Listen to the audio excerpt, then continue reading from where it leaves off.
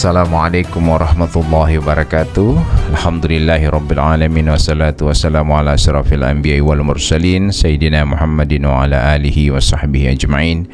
Pendengar yang sama dirahmati Allah Subhanahu wa taala, pada sore hari ini kembali kita bersyukur kehadirat Allah Subhanahu wa taala dalam kesempatan Muhimah Buka yang sudah memasuki hari ke-28. Insyaallah kami jumpai para pendengar dalam keadaan sehat walafiat dan terus diberikan oleh Allah Subhanahu wa taala kemudahan-kemudahan dalam terus menjalankan ibadah puasa di kesempatan kali ini.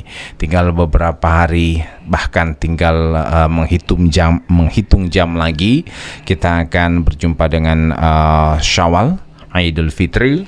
Hari ini adalah hari yang ke-28, berarti dalam bola ulombu wau ngonu misalnya pemerintah dengan keputusan pada hari Jumat, berarti kita tinggal besok, ataupun kalau misalnya sampai dengan hari Sabtu berarti masih 2 hari. Baik para pendengar yang sama dirahmati Allah Subhanahu wa taala, kita langsung kepada Pak Ustadz yang sudah bersama kita di sore hari ini. Tafadhal Ustaz. Baik. Bismillahirrahmanirrahim. Assalamualaikum warahmatullahi wabarakatuh. Alhamdulillahirabbil alamin wal aqibatu lil muttaqin wa la udwana illa 'alal zalimin. Asyhadu an la ilaha illallah wahdahu la syarikalah wa asyhadu anna Muhammadan abduhu wa rasuluh la nabiyya ba'dah. Allahumma salli wa sallim ala nabiyyina Muhammad wa ala alihi wa sahbihi wa man sara ala nahjihi wa iktafa atharahu ila yaumil qiyamah. Para pendengar Cahaya FM dimanapun Anda berada, alhamdulillah kita bersyukur kepada Allah di sore hari ini, kurang lebih tinggal 1/10 dari bulan suci Ramadan. Kita akan menyelesaikan 1/10 itu, dan semoga kita semua tetap dalam lindungan Allah, tetap bersemangat dalam melaksanakan ibadah di akhir-akhir dari bulan suci Ramadan seperti ini. Salawat dan taslim kita haturkan kepada junjungan kita Nabi Allah Muhammad SAW, kepada keluarganya, sahabatnya, dan insya Allah curahan rahmat tersebut akan sampai kepada kita selaku umatnya yang komitmen dan konsisten dengan ajaran yang dibawa oleh beliau. Para pendengar Cahaya FM dimanapun Anda berada, kita lanjutkan pembahasan kita dari hal-hal yang dianggap membatalkan puasa. Di antaranya adalah al-yamin al-kadhib, yaitu sumpah yang palsu atau sumpah yang bohong. Orang kadang-kala kalau dia menjual, oh lillahi ta'ala ini Ustadz, ini made in China atau made in Arab. Padahal asli Bandung kah? Ya, dia sudah bersumpah-sumpah ya seakan-akan itu produk dari luar negeri. Padahal produknya dia pakai sumpah lagi. Pakai sumpah ya. Sedangkan tidak pakai sumpah mau dapat dosa, apalagi pakai sumpah. Nah, dan itu hal yang membatalkan puasa. Dan sumpah seperti ini kafarohnya besar. Dia harus benar-benar bertaubat ketika dia bersumpah dengan sumpah yang palsu seperti itu. Ya, baik para pendengar yang sama dirahmati Allah Subhanahu wa taala, bersumpah. Sumpah, walaupun itu hanya dalam sebuah permainan guyon saja, tapi kalau namanya bersumpah jangan main-main. Ya, betul. Jadi kita harus yakin bahwa hal tersebut akan kita laksanakan. Misalnya nih Ustadz ya, lombu poli dama 28. 28 hari. Patama mutame dunga 29 hari damam tarawih. Mau niati. Mau niati. Nawaitu samagadin. Artinya mau puasa niat lombu olanga karena Allah. Apa tabos setengah hari. Berarti boleh ngakali itu Ustaz ya? Ya. Bersumpah. Kata Allah dalam Al-Qur'an, "Tsumma atimmu siyama ilal lail." Maka sempurnakan puasa itu sampai malam hari. Jadi tidak ada puasa setengah hari. Ya. Padahal apalagi dia pakai sumpah lagi. Lillahi ta'ala. Nawa itu sama gadin. Berarti DP alasan kenapa buka setengah hari karena masyawali itu. Masyawali. Ilong lah niati hui. Artinya kan atau tidak, kenapa tidak sholat saja tadi pagi? Jadi kalau memang so yakin hari Jumat itu so Idul Fitri, silakan laksanakan saja. Jangan lagi tunda-tunda nanti dia ulombu. Artinya puasa Idul Fitri ini bukan sebuah ladang permainan. Kalau maile nggak buka membuka loh. Dulu misalnya kalau pemerintah tentukan hari Sabtu, berarti hari Jumat mesti mau puasa. Ya. Jadi itu dia puasa setengah hari. Setengah hari. Ya. Baik, apalagi pakai sumpah. Seperti Pak Ustadz tadi ya. Jadi baik pendengar, selanjutnya Ustadz yang bisa membatalkan puasa dengan. Iya, di antara hal yang membatalkan membuat orang itu berbuka atau membatalkan puasa adalah dia namimah, suka mengadu domba. Mengadu domba. Artinya mengadu domba, misalnya uti Ustadz ya, ini contoh. Dawat yang menade patali uti. Menai muta ode mata 5 lita. Telemeto to di muka. Ya. Melati 5.000. Di pemati lali. Dia mau melato di balaka macilo mai. Dia boleh 5.000 olo. Pertama mata pole tato di balaka. Tonton di muka mata itu 4.000 lo cakia mai. Ini berarti akal itu. Berbohong. Padahal 5.000 sama-sama. Mengadu domba artinya bisa saja juga mengadu domba. Tato di balaka itu mah namanya ini kayak olong lah patali 4.000 lemu kan. Jadi hanya mengadu domba. Tidak boleh seperti itu. Tidak boleh, jelas. Hanya ingin mendapatkan harga murah. Si pembeli ini mengadu domba, membanding-bandingkan harga. Padahal tidak seperti itu. Padahal harganya sama. Cuman karena supaya dia mau dikasih murah, dia bilang ke sana, di sana di belakang 4.000. Padahal puasa lagi. Ini tidak boleh ya. Mengadu domba. Atau kalau mengadu domba dalam misalnya ini juga sebenarnya termasuk mengadu domba atau tidak, misalnya tidak gagah ente Pak Imam tidak cepat, yang tadi malam cepat sekali. Membanding-bandingkan. Jadi terpaksa itu Pak Imam, itu mah paling kau upol bilang yang kalau saya dia bilang tidak cepat lambat, saya tambah kasih lambat lagi. Jadi sholat ini diadu cepat. Makmum yang bakal sebaku adu ini antara imam. Baik, dan imam juga terpengaruh, itu yang bahaya. Imam juga terpengaruh dan akhirnya sholat sudah tidak khusyuk lagi. Karena bukan kejar khusyuk tapi kejar kecepatan. Baik, para pendengar yang sama dirahmati Allah Subhanahu wa taala. Jadi sudah 2 yang kita peroleh. Yang pertama adalah mengadu domba, dan juga yang sebelumnya adalah bersumpah palsu. Wanu misalnya Ustadz, kan butito umonika tiada sumpah.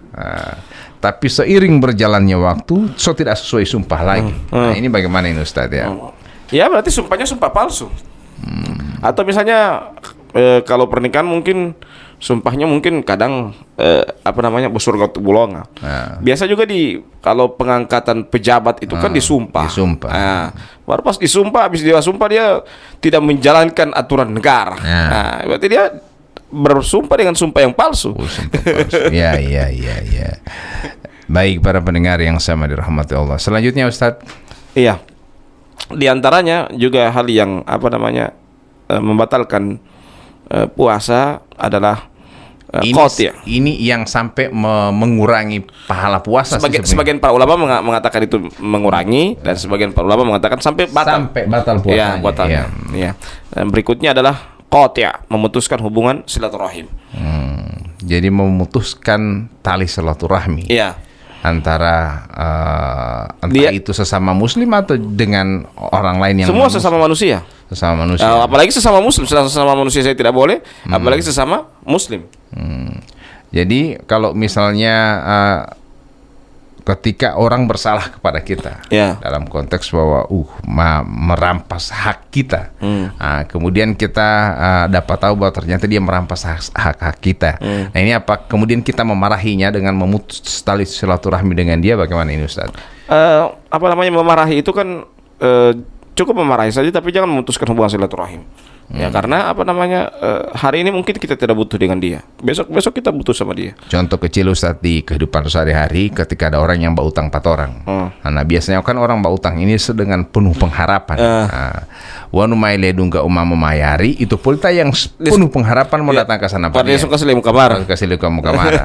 Nah, ini kan bisa saja memutus tali silaturahmi. Jelas. Orang bilang mengatakan bila libuti mau putus silaturahmi. Jelas. Nah, ini bagaimana Ustadz? Jelas, kalau hutang seperti itu bukan cuma hubungan silaturahim sesama manusia, tapi hubungan silaturahim satu rahim. Maksudnya bersaudara kandung bisa putus gara-gara uang.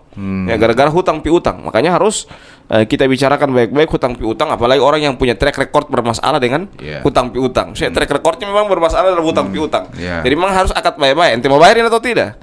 Kasih jelas. Itu karena ente track record sudah tidak bagus. Itu. Dan biasanya ketika orang ada utang ini Ustadz ya, ini akan berpengaruh pada pribadinya. Iya.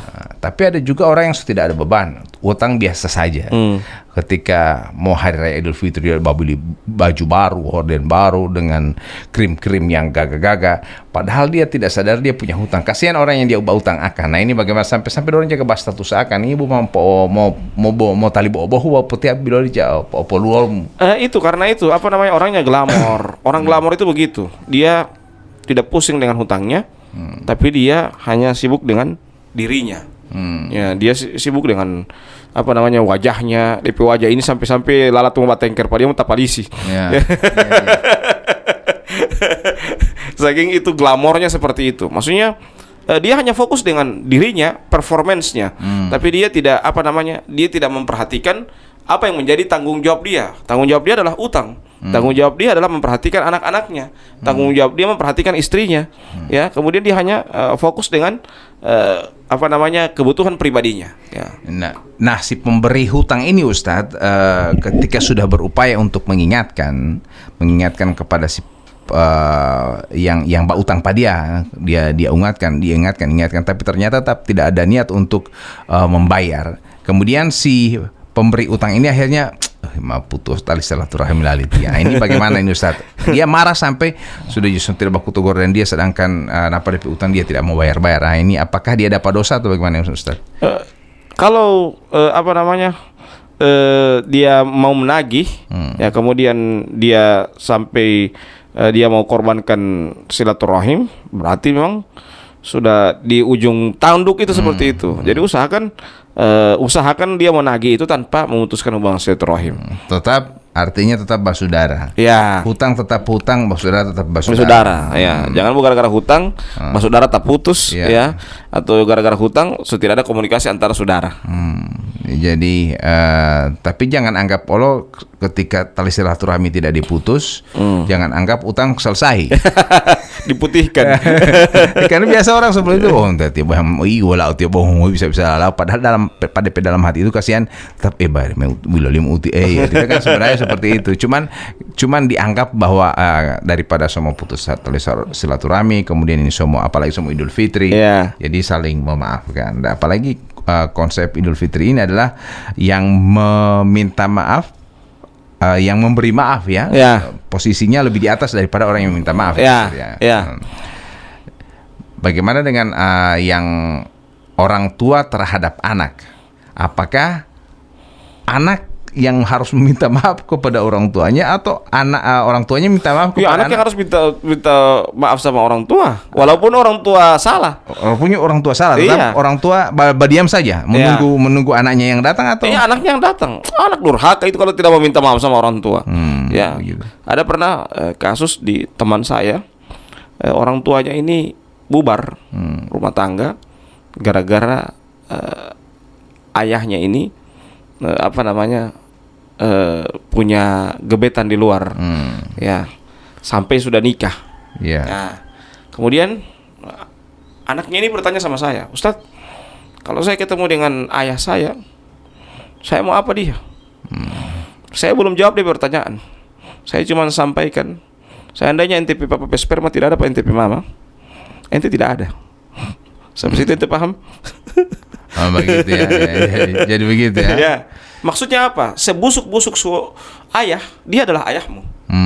Biarlah mereka berselisih, tapi jangan kita anak ikut-ikutan berselisih. Ya. Kita anak itu walaupun orang tua sudah broken, sudah pisah, ya, kita tetap harus berbuat baik sama orang tua kita. Ya, mereka bermasalah itu urusan mereka bermasalah. Kita berbuat baik kedua-duanya. Dan orang tua juga begitu, walaupun sudah pisah, ketika anaknya menikah orang tua harus datang, itu tanggung jawabnya loh. Ya, jangan nikah dia mapoluli to ya siapa yang barawat. Misalnya DP ibu yang barawat, DP anak semua nikah, DP papa cuek. Ya, papa yang tidak tanggung jawab modelnya begini. Ya, memang sudah bubar rumah tanggamu. Tapi bukan berarti anakmu bukan jadi tanggung jawabmu. Ya, anak juga masih tanggung jawab kita. Mantan istri ada, mantan anak tidak ada Ustaz. Mantan orang tua juga tidak ada. Jadi ketika sang bapak meninggalkan anak-anaknya masih kecil. Ya. Kemudian so tidak biayai lagi. Padahal ada baku-baku dapat tiap hari yang DP papa. Ya. Cuman DP papa cuek dengan keadaan. Ya. Apakah anak ini kemudian marah pada suatu saat itu bagaimana? Oh salah, tetap anaknya salah. Anaknya salah. Itu yang saya sering bilang. Sebelum saya jawab pertanyaannya, saya cuma jawab begitu. Seandainya ente papa sperma tidak ada pak ente mama, ente lahir di muka bumi ini. Jangan sampai polutima potidih malah orang tua. Ya. Artinya ayah misalnya sudah yang pasti dia memaaf walau. Dia kan kita pe anak, pasti dia akan kembali kepada kita minta maaf. Tidak, tapi sebelum juga dimaafkan, dia mau kuti sadiki Allah. Maksudnya dia kuti Allah, dia mau togor sadiki. Saya anak, tapi jangan ajarkan saya yang buruk. Begitu. Ya, saya kalau menegur orang tua juga saya begitu. Saya ini anak, jangan diajar yang buruk saya. Saya ini udah anak. Orang tua itu mengajarkan yang baik, jangan ajar buruk saya. Iya. Tapi kalau misalnya ayah tidak mampu mengajar yang baik kepada anaknya, kemudian anaknya dendam kepada ayahnya, bagaimana itu, Ustaz? Oh, tidak boleh, tetap tidak bisa dendam. Tidak boleh. Ya. Tidak. Nabi Ibrahim tidak dendam sama ayahnya. Begitu. Ya, Nabi Ibrahim tidak dendam sama ayahnya. Nabi Nuh tidak benci sama anaknya. Memang ayah tidak akan pernah benci kepada anaknya. Ya. Tapi anaknya ini yang terlampau boleh dalam tanda kutip bahwa tersiksa oleh karena bapaknya, ini apakah dia mampu untuk bisa memaafkan anak bapaknya? Oke, memaafkan, tapi kemudian tetap tersirat dalam hatinya bahwa bapak ini tidak bertanggung jawab. Ini bagaimana? Tetap ditegur. Ditegur. Ente punya istri baru, tapi ente punya anak juga, tanggung jawabmu dari istri yang pertama. Ya. Dia kasih ingat urusan dia sudah, yang penting sudah kasih ingat. Kalau dia urusan dia marah, itu urusan yang penting bagi tetap orang berbuat baik. Habis itu balik cerita lagi, bagaimana kabar. Habis kuti teapu lagi. Ya, jangan mau marah-marah terus. Ente anak, bro. Anak itu tetap anak, walaupun kita jago, kita hebat, tetap anak. Coba lihat itu anak, ya. Orang tuanya kalau telepon, kalau kita menelpon anak, walaupun pangkatnya tinggi, dia telepon sama orang tuanya, apa orang tua jawab? Kenapa, nak? Pada ini di kantor dihormati, disanjung-sanjung. Tapi ketika dia nelpon sama orang tuanya, apa jawaban orang tua? Kenapa, nak? Ya, tetap nak. Padahal ini orang hormat, ya. Tetap dia pakai anak ente. Gitu. Kenapa, nak? Itu karena apa? Karena memang walaupun jabatan kita tinggi, kita ditubuh oleh orang, dihormati oleh orang, tetap kita statusnya anak di hadapan orang tua. Ya. Di hadapan orang tua tetap anak. Jadi tidak ada mantan anak, tidak ada mantan ayah, mantan ibu. Ya, yang ada itu mantan istri, mantan suami. Gitu. Maksudnya apa? Biarlah mereka bubar rumah tangga. Tetapi bukan berarti ketika bubar rumah tangga kita tidak bisa berbuat baik sama orang tua kita. Ya, kita harus cari di mana posisi ayah saya, di mana posisi ibu saya. Ya, biar dia dengan istri yang barunya. Tapi kalau dia diusir oleh istri yang barunya, itu bilang saya bukan mau pergi sama kamu, saya mau cari sama saya punya ayah, dan saya bukan memanggil saya punya ayah. Saya ingin berbuat baik sama ayah saya. Saya mau berbuat baik sama ibu saya. Ya. Baik para pendengar yang sama dirahmati Allah Subhanahu wa taala, di hari Idul Fitri. Ya. Sedikit lagi mau khotbah Idul Fitri. Nah, ini mungkin kita melakukan perenungan sejenak mengenai dosa-dosa kita kepada kedua orang tua kita, Ustadz, ya. Kita merasa mungkin kita pada posisi yang benar. Tapi walaupun kita dalam keadaan benar dan kita tahu orang tua kita salah, nah kita tetap datang meminta maaf kalau kita posisi anak. Tapi kalau misalnya orang tua itu salah dan dia meminta maaf kepada anaknya, boleh itu, Ustaz? Kalau orang tua salah, kemudian bapaknya ini datang untuk meminta maaf kepada anaknya. Soal minta maaf biasa, boleh. Tapi bukan berarti wibawanya jatuh. Ya, minta maaf bukan berarti wibawanya jatuh. Dan kita anak juga tegur orang tua. Tegurnya jangan halus. Jangan salah-salah inti kasih saya bilang inti papa ini salah sampai hulo di papati, bukan begitu. Bukan begitu. Bilang kayak sebagaimana saya kalau kasih menegur orang tua saya begitu, saya ini anak, yang ajarkan saya dengan yang buruk. Contohkan saya dengan yang baik. Jadi walaupun begitu mereka sudah tahu, oh berarti itu salah. Masa saya anak mau ajar, saya juga ustadz begini baru mau ajar yang buruk. Bagaimana bercerita begini? Saya ustadz, baru saya juga anak mau ajar yang buruk lagi. Baik, mendengar yang sama dirahmati Allah. Biasanya selama khutbah ini, Idul Fitri, karena menjelang khutbah biasanya banyak yang menangis. Menangis salah satunya adalah mengingat dosa-dosa kepada orang tua. Nah, ini apakah ketika selesai Idul Fitri ini ada perintah untuk langsung kepada orang tua untuk memeluk orang? Biasanya kan di masjid seperti itu sering. Kalau yang baku polo berarti antara anak dengan orang tua. Ini bagaimana ini Ustaz? Ya, itu sah-sah saja. Cuman jangan sampai bawa air mata buaya uti. Bawa satu kali itu, habis itu dia durhaka lagi. Dia terima mamanya bawa yang mama. Dalam hati bau sekarang pulih menghilang buah. Buat mama tala-tala kan. Biasanya seperti itu. Jadi kalau kita mau minta maaf ya minta maaf yang benaran. Kalau salah ya salah, kalau benar ya benar. Itu. Jadi tidak perlu mendramatisir sebuah masalah. Itu kayak itu kan didramatisir. Ya, seakan-akan hari ini dia menangis, besok dia sampai ulang lagi. Ya, jadi kan kayak mendramatisir. Usahakan ya jujur lah, kalau salah salah, kalau benar benar. Cuma tidak ada yang didustai. Ya, hidup ini simple.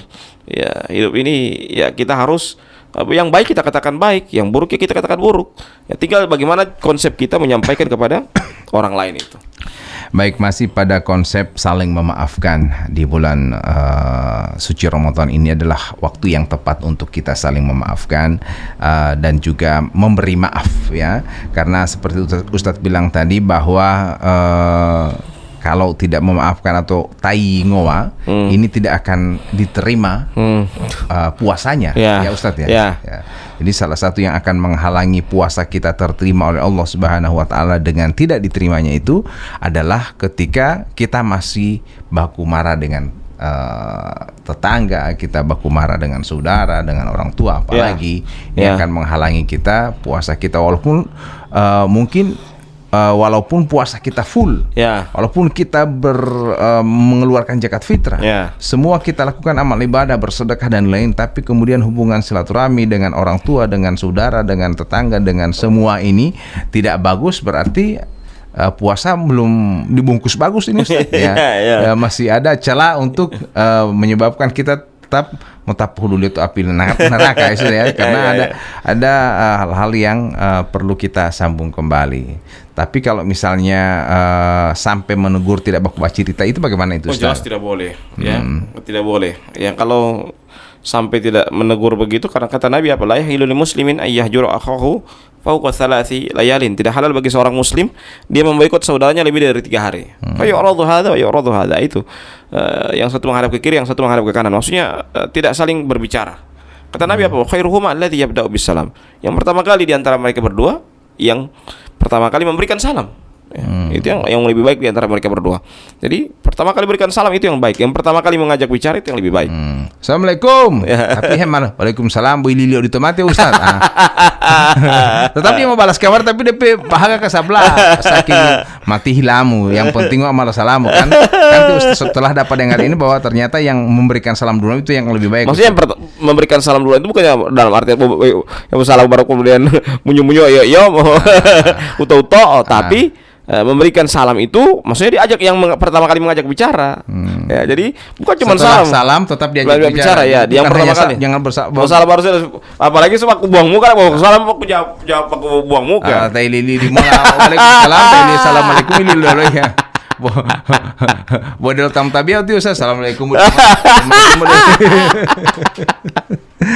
Baik mendengar yang sama dirahmati Allah Subhanahu wa taala, semoga di bulan suci Ramadan ini segala amalia-amalia kita tidak ada yang terhalangi, semua sempurna, karena tinggal beberapa hari lagi mah tahnya mola butia bolo ungolohui bolo udala uduhui.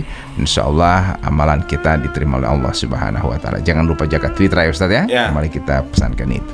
Baik, kita tutup dengan bacakan doa kafaratul majelis. Subhanakallahumma bihamdika asyhadu an la ilaha illa anta astaghfiruka wa atubu ilaik. Wassalamualaikum warahmatullahi wabarakatuh.